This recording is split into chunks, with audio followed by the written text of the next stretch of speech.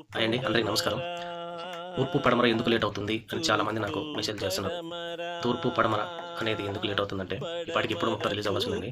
కాకపోతే మా ఎడిటర్ దగ్గర కొంచెం సిస్టమ్ ప్రాబ్లమ్ ఉండి, దానివల్ల కొంచెం ఏమంటారు ఏదైతే డబ్బింగ్ చెప్పించిన ఫైల్ అయితుందో, ఆ ఫైల్ డిలీట్ అవుతుంది. ఆ డిలీట్ అవ్వడం వల్ల ఎవడికి మైండ్ పనిచేయలేదు. దానివల్ల ఏం చేస్తే బావుంటదని చెప్పేసి అలా డిలే చేసుకుంటూ వచ్చేసాం. చివరికి మళ్ళీ డబ్బింగ్ చేపిచ్చే పరిస్థితి మా దగ్గర లేకపోయేసరికి హంటర్ దగ్గరికెళ్ళి కాలర్ మైక్ పట్టుకొని మొబైల్ తోటి వాయిస్ ఓవర్ తీసుకున్నాం. వాయిస్ ఓవర్ తీసుకొని సెకండ్ ఎపిసోడ్‌కి పెట్టేసాం.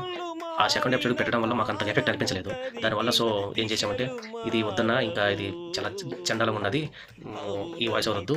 కొంచెం టైం తీసుకొనైనా మళ్ళీ డబ్బింగ్ చెప్పించేసి ఫ్రెష్‌గా రిలీజ్ చేద్దాము థర్డ్ ఎపిసోడ్ అని ప్లాన్ చేసుకొని థర్డ్ ఎపిసోడ్స్‌కి డబ్బింగ్ చెప్పడం జరిగింది.